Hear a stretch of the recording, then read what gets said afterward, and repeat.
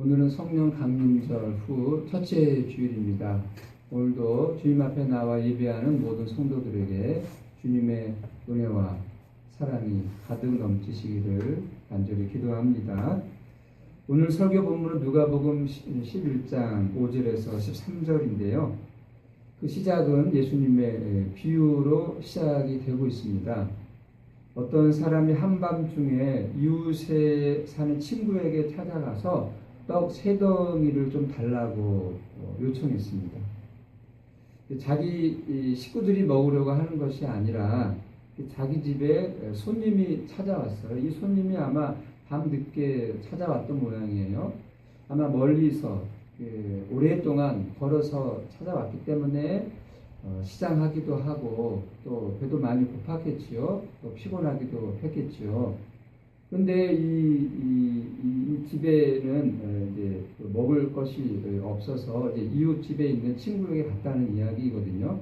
뭐 오늘날과 같이 냉장고도 있고 뭐 집만 나가면은 가게가 있는 그런 상황이 아니었기 때문에 이런 일이 이제 벌어진 것이지요. 그 친구가 왔는데 먹을 음식이 없어서 이웃 집에 가서 이제 또 먹을 음식을 이제 구했다라고 하는 것이죠. 근데 그 시각이 이제 밤중이었다는 거죠. 이제 모든 사람이 다 이제 하루 일과를 마치고 저녁도 먹고 다 잠자리에 들었습니다. 문도 잠그고 모든 식구들이 잠자고 있는 그때에 이제 문을 이렇게 두드려서 음식을 요구하는 이 친구의 요구를 듣고 그 집안에 잠들어 있는 그 친구가 어떻게 할 것 같습니까?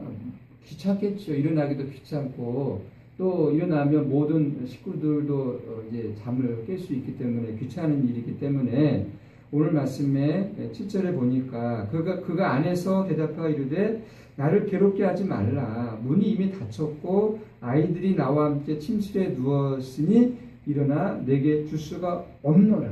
이렇게 이제 반응하는 것이 마땅하다. 이렇게 하는 것이 이제 자연스러운 일이다. 그렇게 이제 반응할 수 있다는 것이죠. 그런데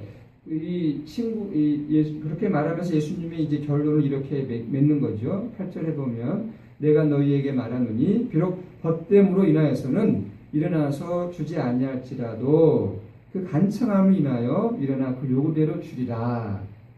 우리 예상과는 좀 다른 대답을 하십니다. 벗됨, 우정 때문에 일어나서 그 친구에게 음식을 줄 것 같잖아요. 우정이 이제 귀한 거니까, 중요한 거니까.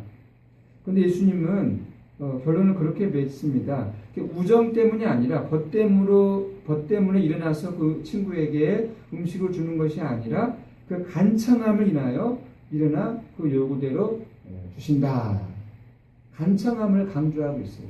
간청함, 간절히 구하는 거잖아요. 간절히 요청하는 거잖아요. 그런데 상식적으로 그렇게 밤 늦은 시간에 막 문을 두드리고 막 간절히 친구 왔는데 음식 좀 주세요 라고 요구하는 게 그게 상식적으로 옳은 게 아니잖아요. 어떻게 보면은 예의 범절도 모르는 것이고 상식적이지도 않잖아요. 아무리 자기 집에 음식이 없다라고 하더라도 이렇게 요구하는 것은 어떻게 보면 일반적인 것도 아니고 또 그렇게 따라해서도 안 됩니다. 그런데 예수님은 그 벗됨, 우정 때문이 아니라 간청함 때문에 일어나서 음식을 준다라고 이야기하고 있습니다.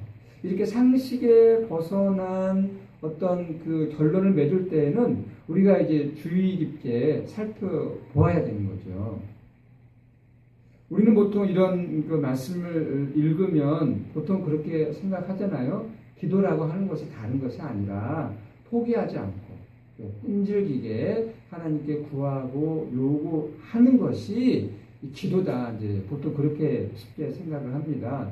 이렇게 우리가 생각할 예수님의 비유도 누가복음 18장에 또 나와요. 그 과부와 그 불의한 재판관의 비유도 있잖아요. 과부가 그 자기의 원한이 있는데 그 원한을 풀어달라고 불의한 그 재판관에게 찾아가서 요구합니다. 이 불의한 재판관은 이 과부를 무시하죠.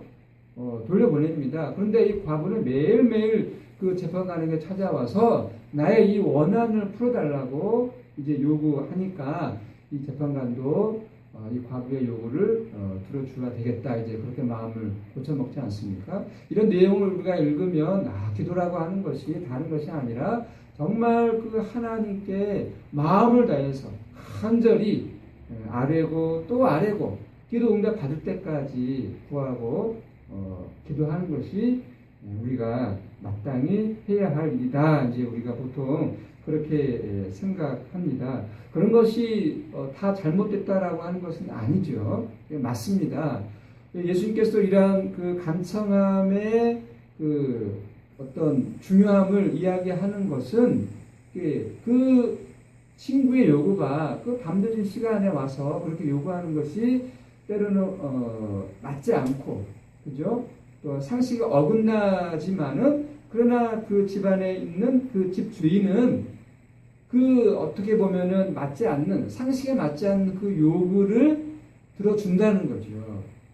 우리가 때로는 하나님께 얼토당토하지 않는 요구와 또 기도를 드릴 때가 얼마나 많습니까? 그럼에도 불구하고 하나님 아버지는 그 요구를, 정말 말이 되지 않는 그러한 요구조차도 들어주시는 그 하나님이심을 우리가 기억할 때에 그 하나님과 우리 사이에 그 기도가 풍성해질 수 있다는 것도 우리가 놓치지 말아야 됩니다. 그러나 오늘 우리 주님께서, 예수님께서 이 비유를 통해서 간청함, 이 간청에 대하여 이 중요함을 말씀하고 있는 데에는 우리가 쉽게 생각하는, 그렇게 철없는 어린아이가 부모에게 때를 써서 자기가 원하는 바를 이렇게 부모로부터 이렇게 얻어내는 그런 차원의 간청함은 아님을 우리가 기억해야 합니다. 아이는 부모를 의지하잖아요. 부모가 전부이기 때문에 원하는 거, 바라는 것이 있으면 그 부모에게 울면서 떼를 쓰고 그 부모가 그 선물을 사줄 때까지 요구하죠. 그것이 이제 부모와 또 철없는 어린 아이의 관계라고 할 수 있습니다. 그러나 주님께서 우리에게 요구하시는, 하나님과 우리 사이에 그 요구하시는 관계는 그런 어떤 철부지 어린 아이와 같은 그런 관계를 말씀하고 있는 것은 아닙니다. 그래서 이 비유에 이어서 9절 이하에서 이 비유에서 강조하시는 그 간청함이 무엇인지를 다시 설명해 주고 있습니다. 구하라, 그러면 너희에게 주실 것이요. 찾으라, 그러면 찾아낼 것이요. 문을 두드리라, 그러면 너희에게 열릴 것이다. 그렇게 말씀해 주심으로 말미암아서 이 간청함의 이 과정을 말씀해 주고 있어요. 구하라, 그러면 너희에게 주실 것이다. 어떻게 보면 지극히 간단한 문장인 것 같지만 아주 중요한 문장 중에 하나입니다. 기도에 대하여 이렇게 정말 잘 표현해 주고 있는 구절도 없을 것입니다. 구하라, 그러면 너희에게 주실 것이다. 구하면 하나님께서 우리에게 넘겨주실 것이다 라고 하는 이 간단한 문장에서 우리가 주의 깊게 보아야 하는 것은 이후에도 나오지만 11절 이하에 아버지와 그 아들이 나와요. 아버지와 아들의 관계를 이야기하고 있거든요. 구하라 그러면 너희에게 주실 것이다 라고 할 때 우리가 눈여겨보아야 할 것은 아들과 아버지. 아들은 아버지에게 구하잖아요. 그리고 아버지는 그 아들에게 넘겨줍니다. 아버지와 아들의 관계가 무엇보다 중요하다라고 하는 거예요.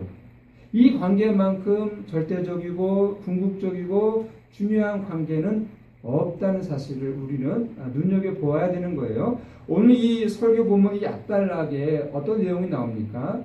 우리가 잘 알고 있는 그 주기도문에 대하여 주님께서 제자들에게 가르쳐주신 그 주기도에 대하여 나오거든요.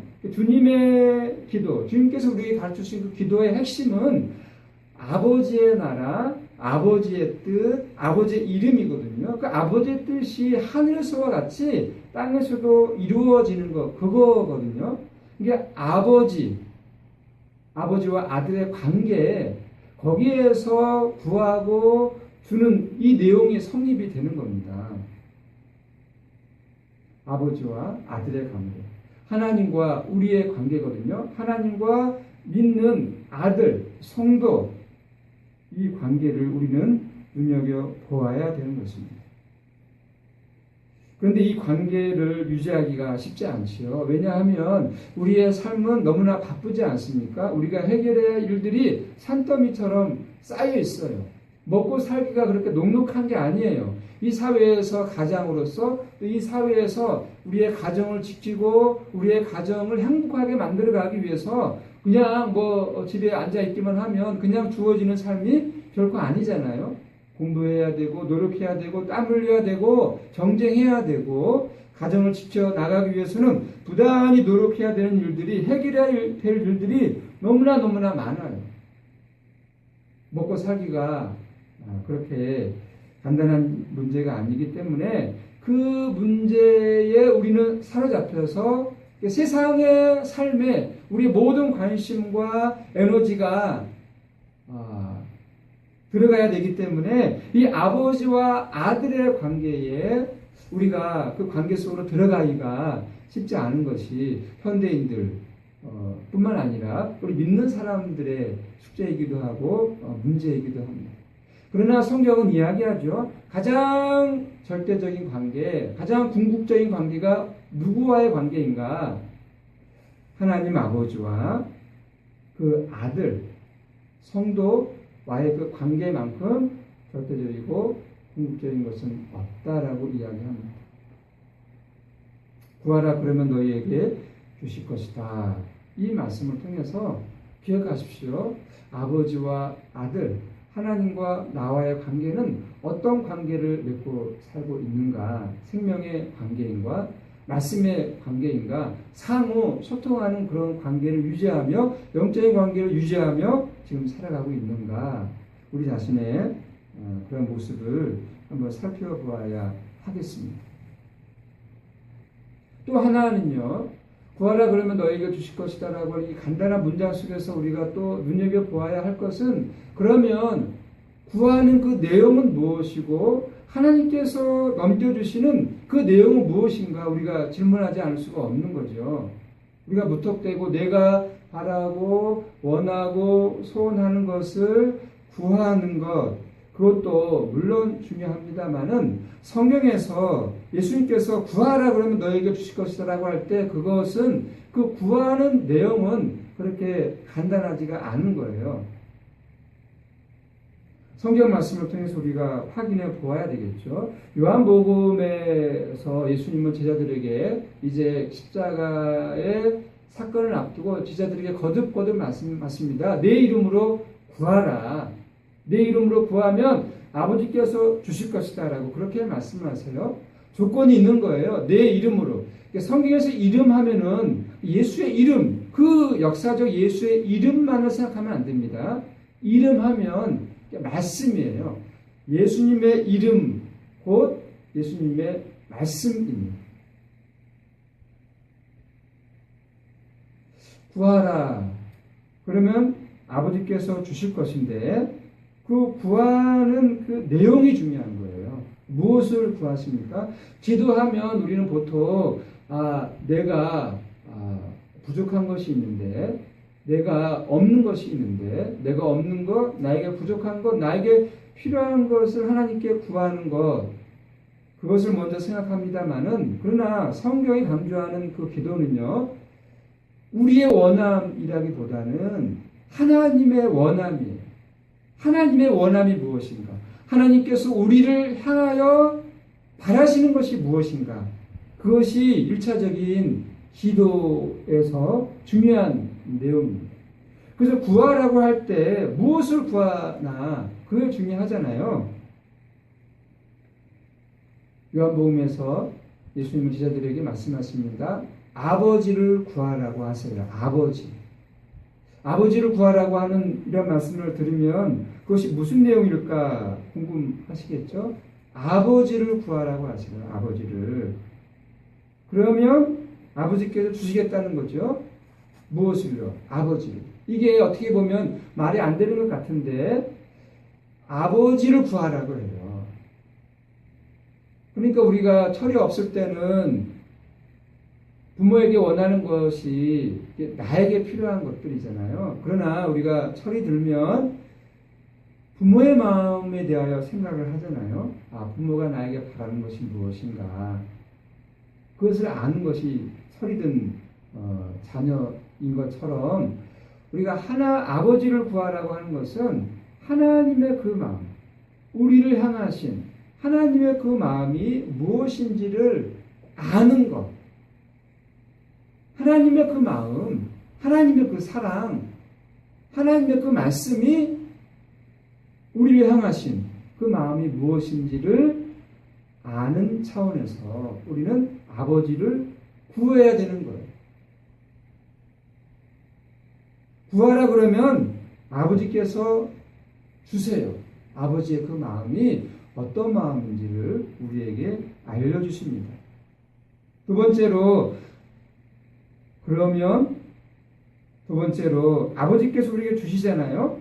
아버지의 마음을, 아버지 자체를 우리에게 주시면 찾으라 그러면 찾아낼 것이요 라고 합니다. 찾으라. 아버지께서 우리에게 그 아버지의 마음을 우리에게 주시는데 우리가 뭘 보아야 알잖아요. 무엇을 보아야 그 마음을 알 수 있듯이 모양과 형태로 하나님 우리에게 주세요. 그것이 성경이거든요. 성경.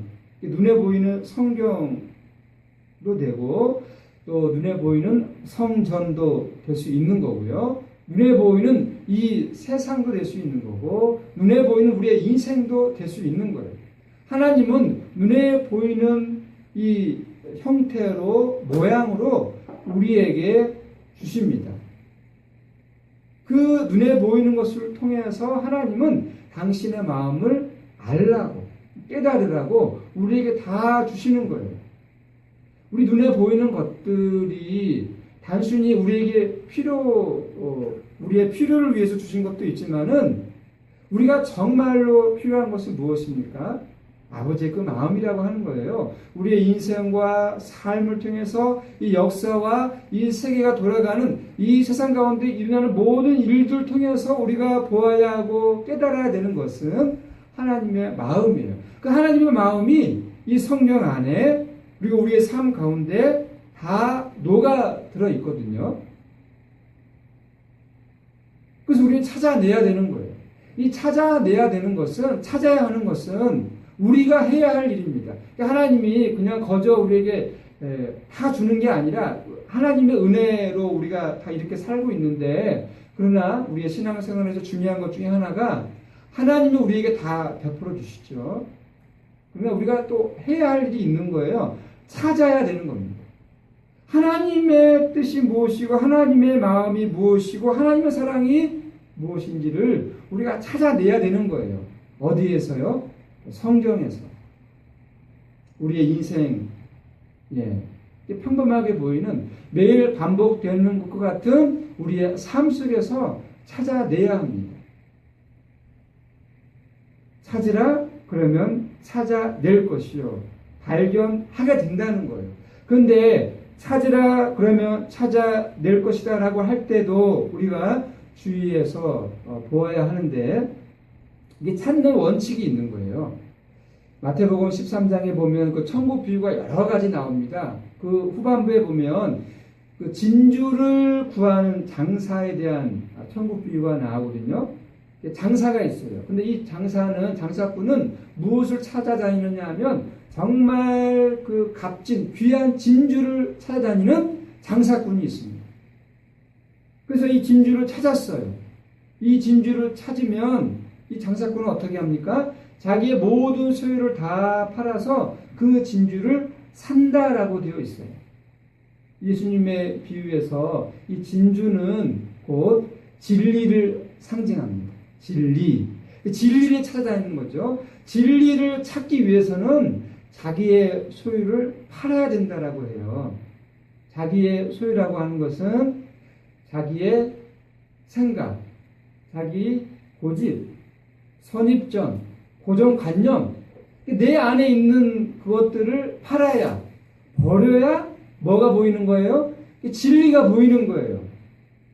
진리는 곧 하나님의 그 마음, 하나님의 사랑, 하나님을 발견하기 위해서는, 진리를 발견하기 위해서는 내 안에 있는 것들을 버릴 때, 자기의 소유를 다 팔 때 그 진리는 우리에게 자기의 모습을, 자기의 실체를 보여줍니다. 밭에 감추인 보아도 그렇잖아요. 보아는 숨겨 있어요. 그냥 우리 이 육체의 눈을 가지고 보면 안 보여요. 영적인 눈을 가지고 보아야 그 보아가 보인다는 거죠.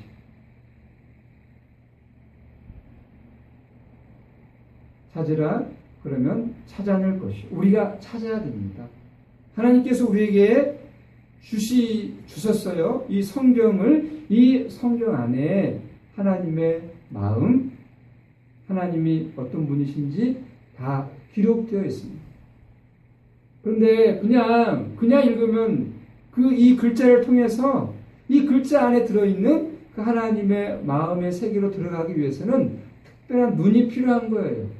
내 사고, 내 생각, 내 가치관, 내가 지금까지 살아오면서 내 안에 축적된 어떤 가치관, 나의 시간을 가지고 이 성경을 읽으면 도저히 하나님의 그 마음을 볼 수가 없습니다.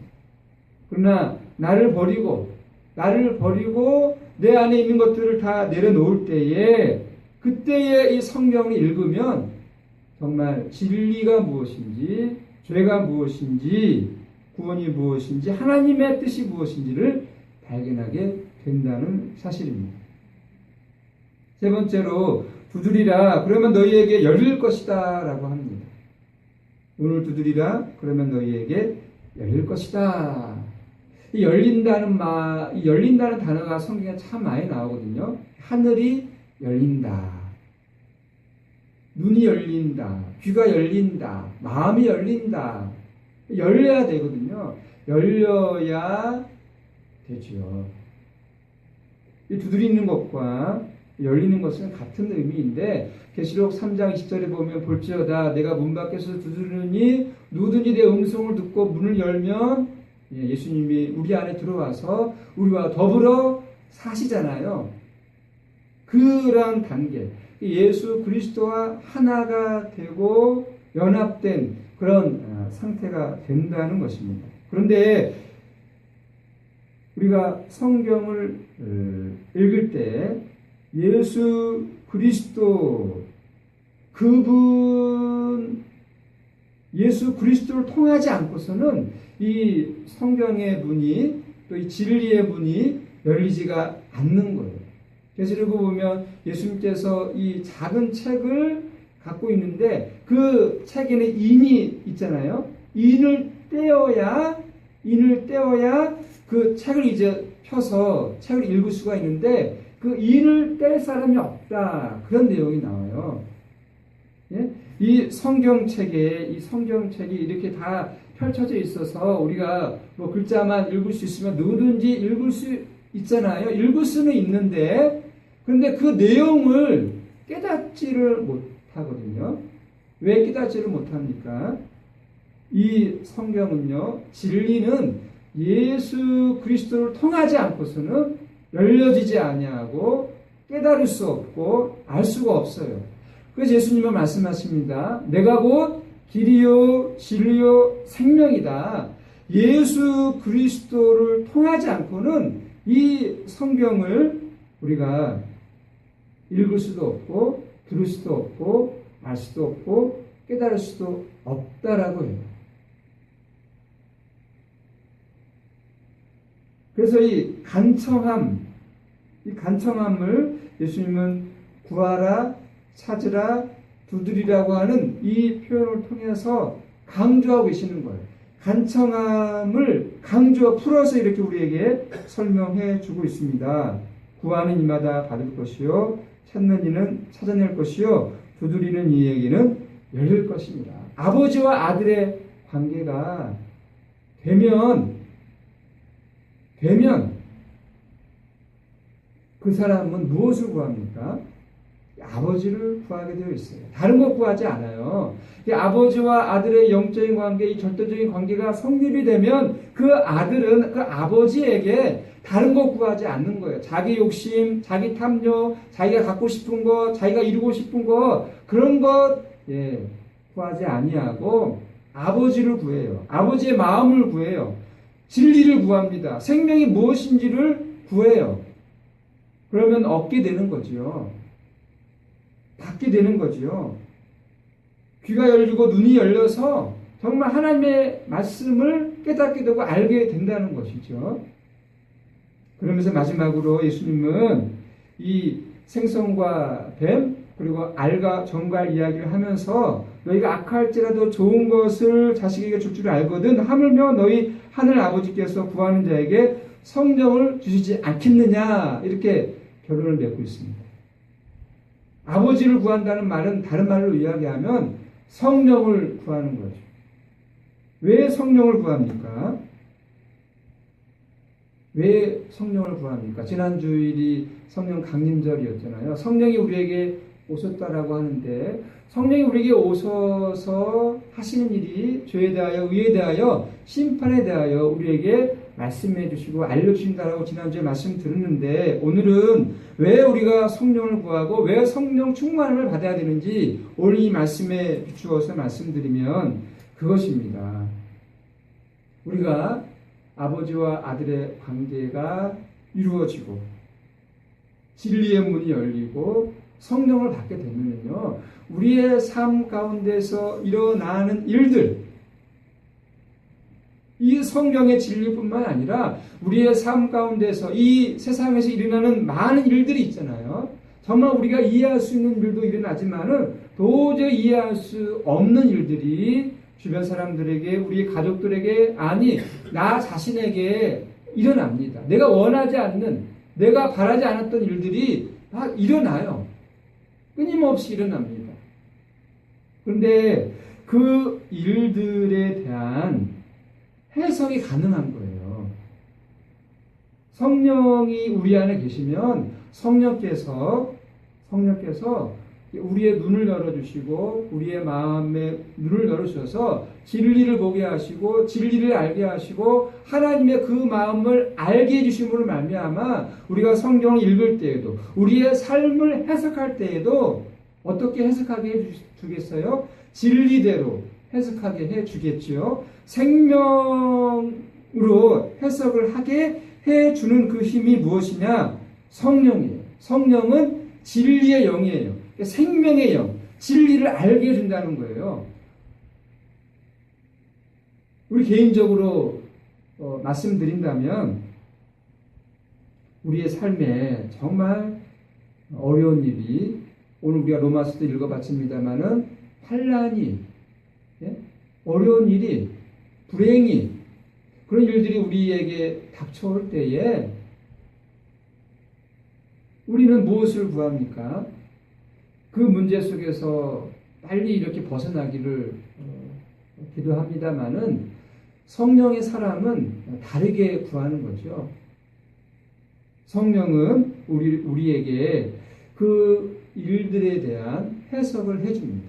어떻게 해줄까요? 오늘 이 13절에도 있는 것처럼 좋은 것을 자식에게 줄 줄 알거든 하물며 너희 하늘 아버지께서 우리에게 좋은 것을 주시지 않겠어요?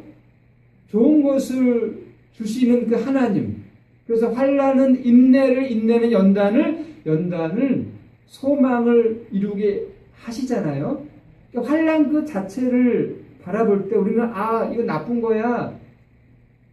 좋지 않은 거야 라고만 바라보지만은 성령은 우리에게 그 환난 그것만 거기에 머물러 있게 하는 것이 아니라 환난에서 소망으로 가게 하신다라고 하는 거죠.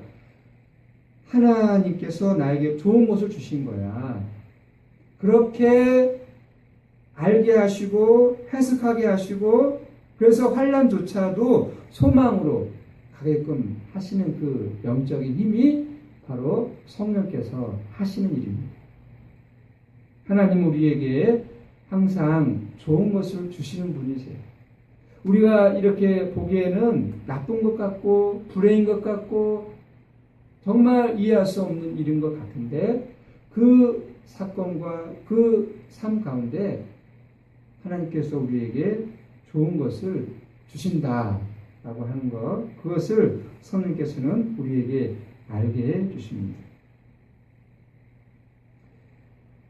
그러므로 하나님께 구하십시오. 찾으십시오. 두드리십시오.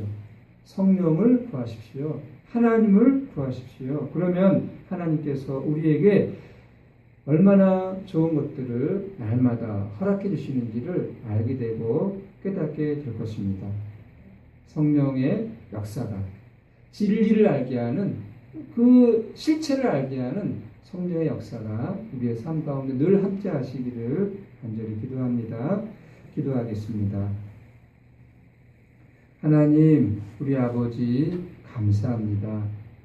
하나님은 우리에게 항상 좋은 것을 주시는 우리의 아버지이십니다. 그 아버지께서 우리에게 주시는 모든 것들은 다 좋은 것, 그 사실을 알게 하시는, 깨닫게 하시는 분은 우리 안에 계시는 성령 하나님이십니다. 그러므로 우리는 오늘 주님의 말씀에 따라서 구하고 기도합니다. 간청합니다. 하나님, 우리에게 성령을 부어주시고 성령의 충만함을 허락하셔서 우리의 눈을 열어주시고 우리의 귀를 열어주시고 우리의 마음을 열어주셔서 하나님께서 우리에게 주신 모든 것들을 충만히 누리며 감사하며 기뻐하며 살아갈 수 있도록 도와주시기를 기도합니다. 여호와 우리 하나님, 그 이름이, 그 말씀이 얼마나 아름다운지요. 주님을 사모하고 주의 말씀을 사모하는 우리들에게 이번 새로운 한 주간도 성령께서 진리와 생명으로 인도하여 주시옵소서. 감사드리며 예수님의 이름으로 기도합니다. 아멘. 찬송가 192